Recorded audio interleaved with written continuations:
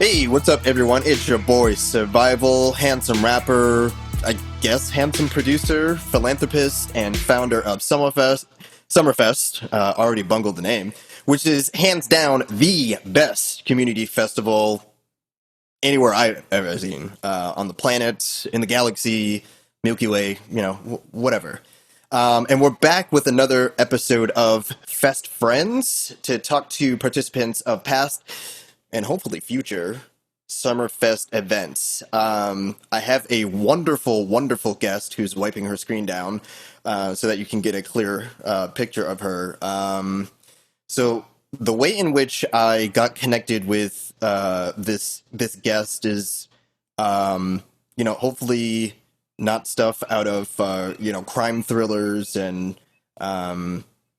something that would be on like First 48, but she's a wonderful, wonderful comedian from Boston, and I'm just gonna go right into welcoming Nonye Brown-West. Welcome, welcome, welcome.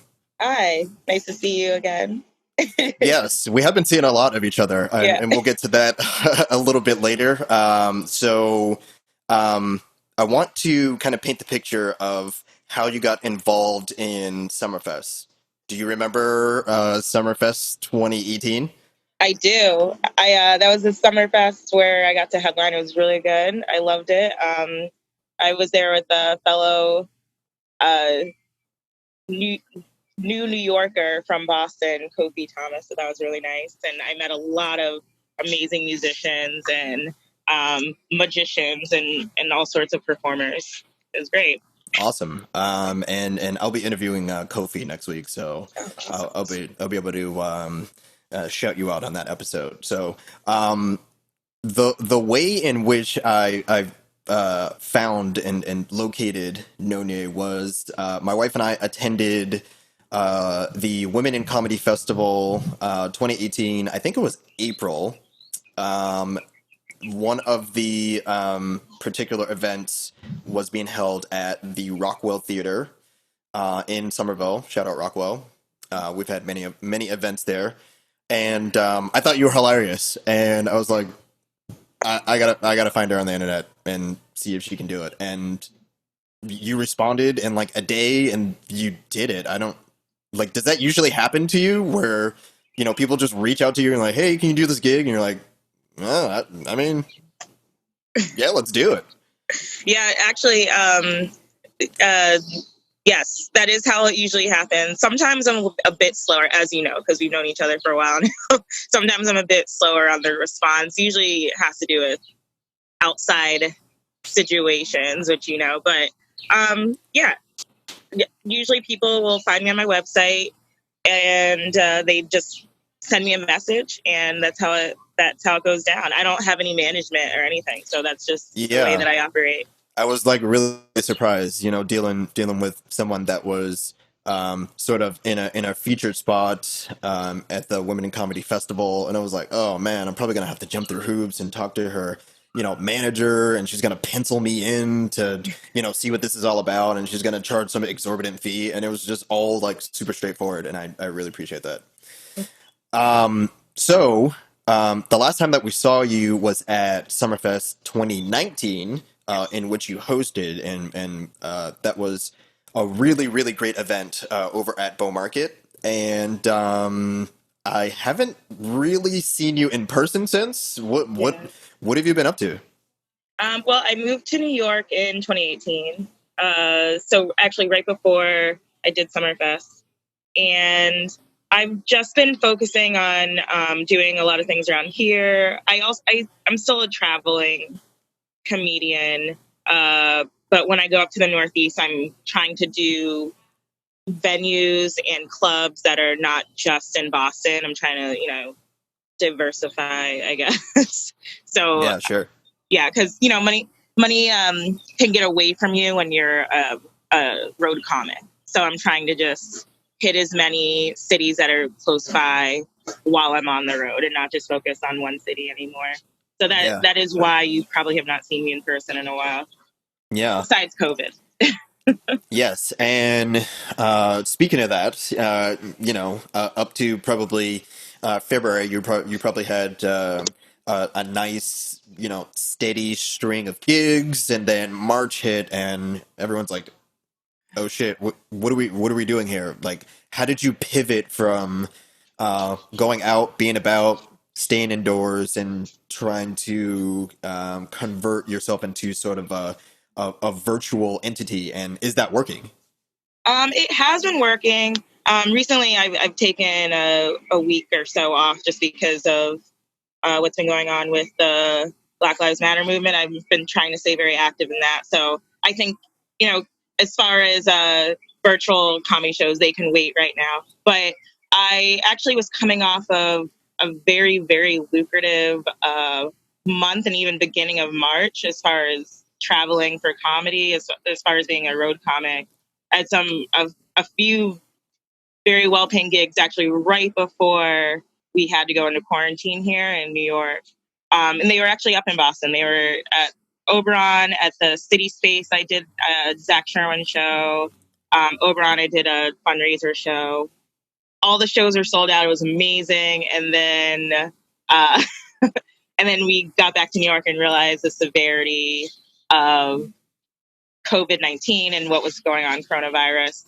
And then that's when I decided, okay, I'm going to have to figure something out. I gave myself like a week or two to just, decompress and figure things out. Because at the time we thought the most depressing thing we were going to have to deal with in 2020 was, coronavirus and how it was going to affect everyone. And it has been honestly probably the most depressing, but there are other things competing with it now. For sure. So I took like a week or two to reflect on things and see what life was going to be like, apply for employment, things like that. And then I came up with the idea for my virtual show, which is a fairy tale retelling show where it's improv by comedians who are not used to improv, and it's been a lot of fun so far. I've been having a great time with it. I'm gonna animate it. I'm gonna put it on YouTube at some point. We've had some very well known comics, people who are on TV, and it's been a lot of fun. It's been great. And I've been fortunate enough to attend them. I hope from the beginning. I hope I haven't missed a week. It's been very, very entertaining. And as you mentioned, the premise is you are always the narrator of these fairy tales, correct? Yep, I'm the narrator. Yep. And then you bring in three other comics to, they only have basically the plot of the fairy tale, and then it's just improv away for 30-ish minutes, and then what happens after that? So well, I'll go back to even before that. So the plots, I write a script without dialogue for each one. So I write the action for every scene. I write what the scenes are. I try and steer them in like a funny direction. And I change the story so they can be told in 3 to 4 scenes in under 30 minutes. Right. And then afterwards, I take the recording, the audio, the video, everything. I send it to the comedians in case they want to post it on their Instagrams, on their sites. And I sit down and I start drafting cartoons for the animation, which I hopefully soon will have the first one up, awesome. Which was Cinderella. I think you've seen every single one. Yeah. Thank you for that, by the way. Oh yeah, of course. Yeah, just trying to support as people support me. So, yeah, it's been wonderful. Glad to be a part of those, and we're glad to see the animations and what comes out of that next as far as fairy tales. And before we get to the next segment, when typically are you holding those virtual improv sessions so that people who are tuning into this who may want to check you out, when are those happening? Those so generally those happen Thursdays at 8 p.m. I did not have one last week, and I don't believe I will have one this week, but I'll I'll start something again next week. I guess I'll just tell you what it is now.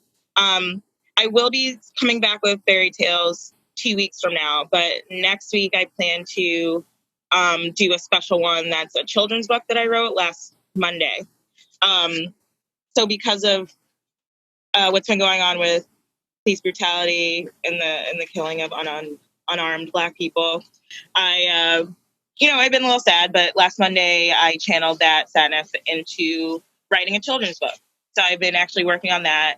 And instead of doing FairyTales next week, I'm going to probably read that children's book, or I haven't really decided if I'm going to read it or if I'm going to have comedians come in and do it. But it's going to be a more serious one next week to kind of get back into them. Sure. Yeah. Yeah. And I'm sure whatever it is, it's going to be great. And, I'll be there to support that. Sort of segueing into the unfortunate topic of, civil unrest and, police brutality, things like that. What have you been doing yourself to make people more aware of, Nonye the human, folks who look like Nonye, people that look like me, and trying to sort of disarm them of this notion that, we live in their imaginations instead of, being present right in front of them and, actually being humans as well. I've been making a lot of posts. I've been protesting. I've been just communicating with people like how I can help them at protests, because I'm in a rare position where I do have a vehicle in New York. And when the curfew was, they lifted the curfew recently, but when the curfew was set, I was going out there with my car, leaving my car in a spot that would be easy to get to at the end of the night. I stayed out after curfew every single night just to make sure if anyone needed my help, I could go and pick them up. And I don't know, it's just been a lot of asking people to sign petitions, asking people to donate. After every post that I make on, Facebook, Instagram, or Twitter, I have a list of places that you can donate to, or petitions that need to be signed, or courses of action. There are some email addresses that I gave out for people that you can email about finally arresting Breonna Taylor's murderers and things of that nature. There are a lot of people who need to be arrested that have not been arrested yet. Sure. Killer cops and then some. So yeah, I've been trying to just. It was kind of a seamless pivot because I was already known as what other comics would call like a woke comic, or where a lot of my jokes were about racism already. So it was a pivot that I think a lot of people were expecting from me anyway. So yeah, it's been easier for me than I've noticed it has been for some other comedians who generally don't talk about things like that on stage. Good. And how hopeful are you with some of the things that we have been seeing over the past couple of days? It's June 9th, and I think just a couple of days ago, it came out such that the Minneapolis City Council wants to basically, disband police in Minneapolis, and we've heard reports coming out that in your city, Mayor de Blasio wants to sort of divest and divert funding into other social services and things like that. How hopeful has the last couple of days looked in terms of some of the outcomes of the protests? It's been looking good. There's a lot more to be done though. Minneapolis, that looks the best to me. I think what they're doing is great. De Blasio, I don't know if you saw the numbers exactly, but it's like less than 1% of the funding that he's actually funneling into the community. So that one, it's like he's literally throwing pennies. But it's a step in the right direction. There actually was a city council meeting today at 10 a.m. in New York. And I've been looking at Twitter all day to see some of the stuff that came out of that. So that's been looking promising. But at the same time, when you see these, the police officers are resigning at a higher rate, quitting at a higher rate. Yeah, people are getting fired for things that they had done in the past that they thought they were untouchable for. But then I saw that there was the police. What was it? It was a police.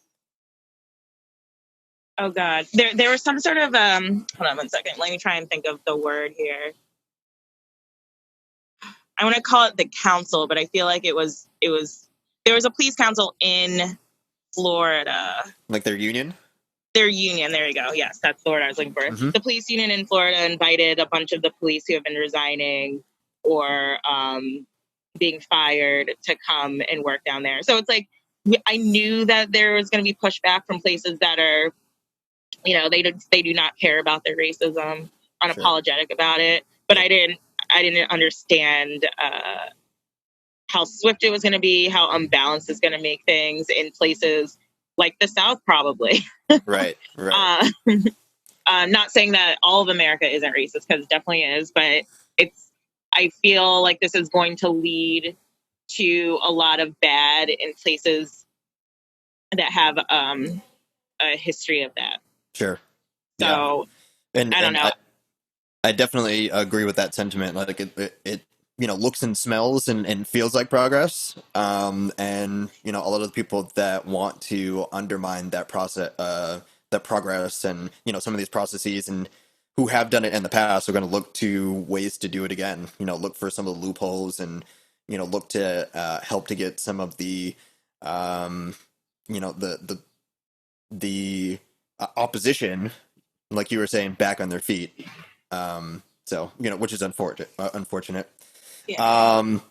I don't want this to be a super somber interview. I do want to lighten the mood a little bit and play a little game with you if you have some time.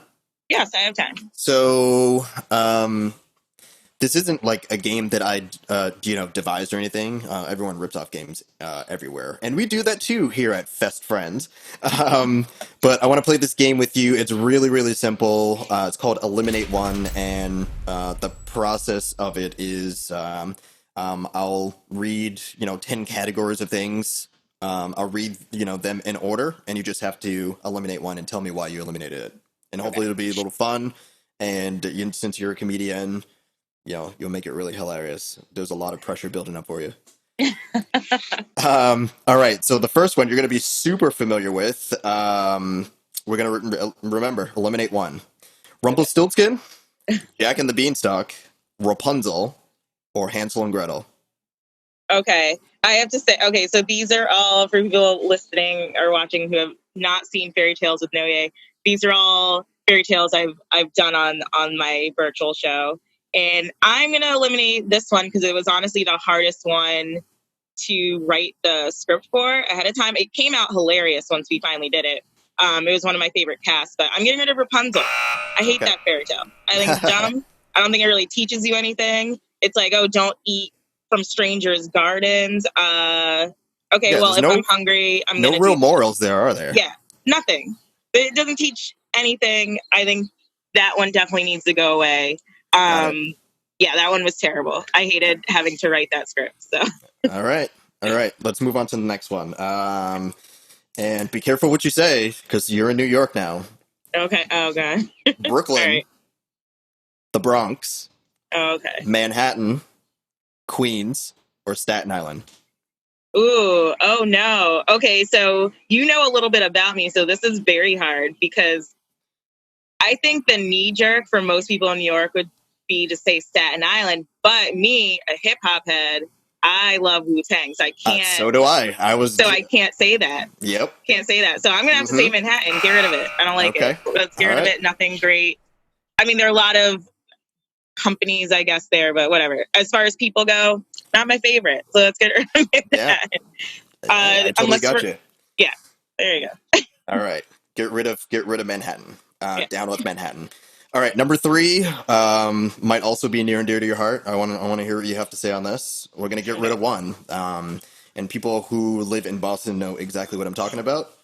Dorchester, Jamaica Plain, Mattapan, Roxbury.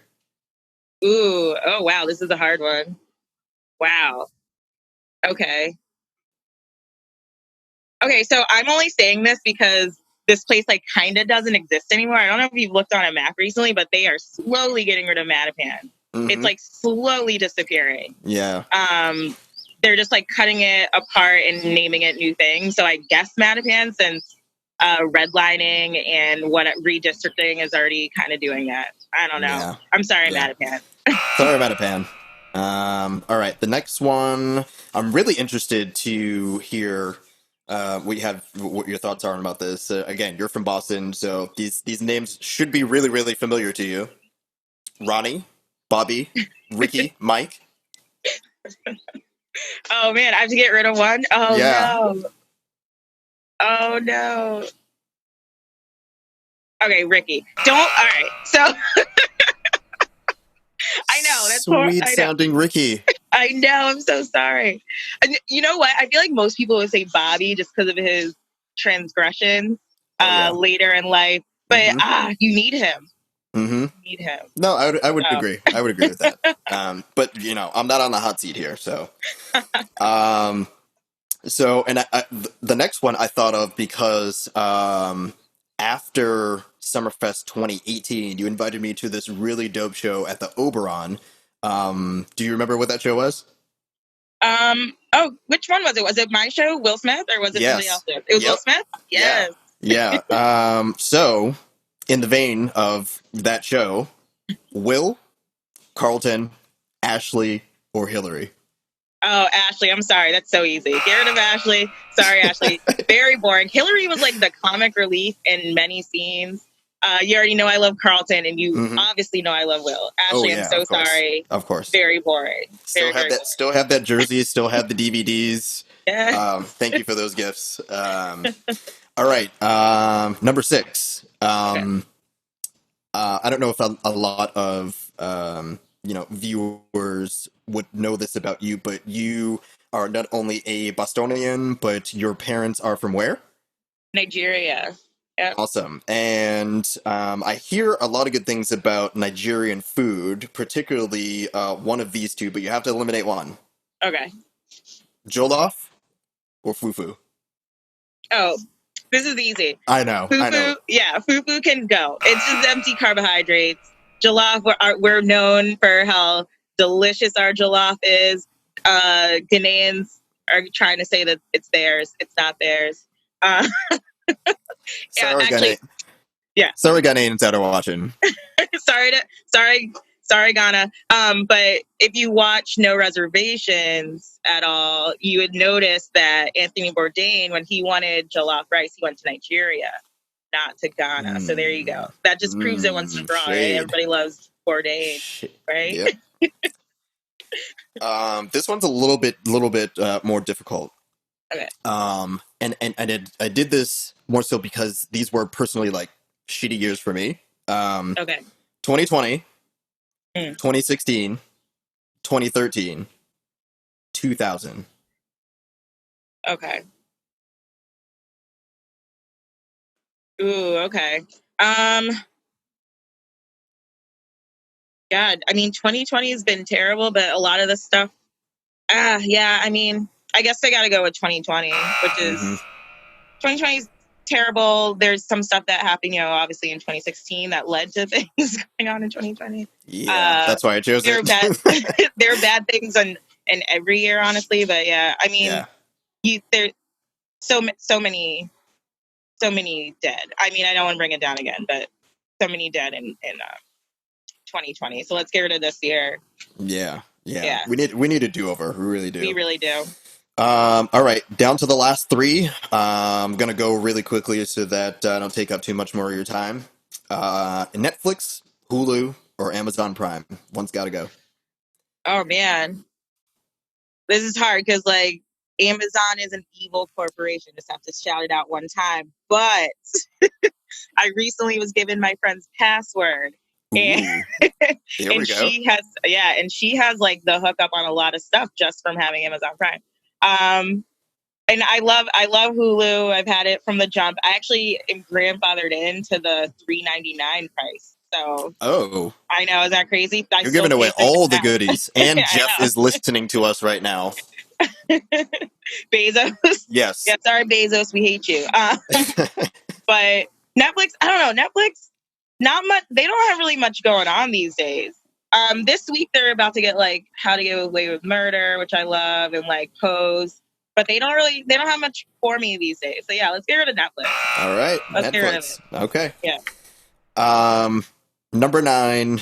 I just think this, just in Black culture and in Black performances, I don't even know how I could possibly get rid of one of these, but No. let's see if you can do it. Backup dancers, backup singers, or hype men. Oh. I love a good hype man.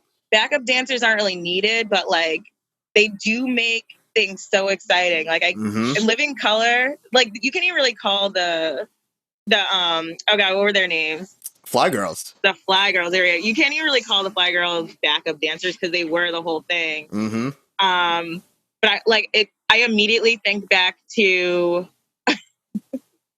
MC Hammer and how he hired his like entire block just to be his like backup dancers. And I feel like that's kind of cool. But you do need backup singers, as we've seen in the past. You do need them. Mariah Carey might say you don't, but do kind of need them. So yeah, let's get rid of backup dancers. Hype men, it's not even a question. You definitely need those. Backup dancers, you don't. So yeah, I need to get my hype man game on. My daughter's getting a little bit older, so you know. Oh yeah, when she starts talking, I think she's gonna be my little hype child. Yes. Does she do that baby dance where they like go like this? You know the baby dance? Yeah, she's dancing. She's dancing a little bit. She's doing a lot. She's doing a lot of movements. We're gonna have to like lock this place down soon, get some gates and all that stuff. Anyway, the last one. See what you think about this. You know, and this one doesn't really have any significance. It's just like a fashion one. Okay. Rompers, jumpsuits, overalls, onesies. Oh man, I actually don't know the difference between onesies, rompers, and jumpsuits. I think jumpsuits they have long pants, right? And rompers yes. is shorts. But correct. What's the difference with a onesie? Is a onesie, what's the difference between those ones? Yeah, so I was thinking of onesie in terms of like a baby onesie? Like a baby onesie, but like for adults. Okay. Ooh, that would be cool. I didn't even know they sold those. So I've seen them. Okay, definitely keeping that. I haven't even seen them yet. I'm gonna Google them after this. Okay. Overalls, like I got a special place in my heart for overalls, and I would say they're the easiest one to use a bathroom in out of all 4 of those. Man, jumpsuits are good for like car maintenance, which I don't know if you know this about me. I like to do that. Rompers don't make sense to me. Shorts for that, all that? No, I don't care. No, I don't want that. Unless they have buttons at the bottom, but I think that's a onesie. Hey, at the bottom, right? This is your imagination, so you tell me. Okay, yeah, get rid of the rompers. We don't need them. Get rid of the rompers. Sorry, Fashion Nova. We're getting rid of your favorite product. All right, and that's it. That's the end of another segment of Eliminate One. Okay. I was keeping tally. How do you think you did? Oh, that was like a quiz? Oh no, it wasn't a quiz. I'm just kidding. There's no scoring. Yeah, I'd want to let you get back to all of the magical and really awesome things that you're doing in New York and virtually all that stuff. So as we usher you out, where the heck can people find you on the interwebs, on social? Where is Nonye Brown-West found? So you can find all my social medias and everything on my website at Nonye, Nonye, comedy.com. And then I'll just give the handles because I honestly have not updated my website in 2 weeks. I will do that. But Twitter, I can also put them at the bottom of the screen too. So but you can go ahead and shout them out. Okay, yeah. Twitter, I'm at that's Nonye, Nonye, and just that Nonye. On Instagram, I'm Nonye Fizzle, NONEEFIZZLE. Facebook, I'm Chuku Noye Rem. I do have a fan page that I have not really. I neglect my fan page. I'm sure you've noticed that. I don't really do much on there. Thinking of taking it down. I don't even know. But Never neglect your fans. And just one question about Yeah. your Twitter. When you were selecting it, was it because there was already this Nonye? Was that no, there was that wasn't a a this. consideration or? It was weird because like back when I was creating my Twitter, I was kind of late to the Twitter game. Like I'd been doing comedy for a couple years already when I made my Twitter. I think I only made my Twitter like maybe 5 years ago. Mm-hmm. And there was like a famous Nigerian like designer or something that already had just the Noye handle. So I don't know. I just thought it would be cute to put no, that Noye. But now it's like, I don't know. Yeah, I think at the onset of Twitter, everyone was like, the real, Yeah. Shaquille O'Neal, the real Nonye, the real survival. So it's like, It's true. You missed out on that fad. Yeah, and I was just like, oh, that Noye, the one. That The one. one. That one. That one. Yeah. Well, I really, really appreciate you coming on. You're one of my favorite comics. Thank you. Yeah, so much so, again, that I had to stalk you immediately after the show and see if you could do my show. And I'm glad that we've sort of formed this little friendship that we have going on. I look forward to seeing all of the things that you have coming in the future. Yeah. And everyone, please check out FairyTales. Please check out everything that Nonye is doing. And we'll see you soon. Okay. Thank you for having me, Travel. Thank you, Steph. All right. Have a good day. Rest of your day.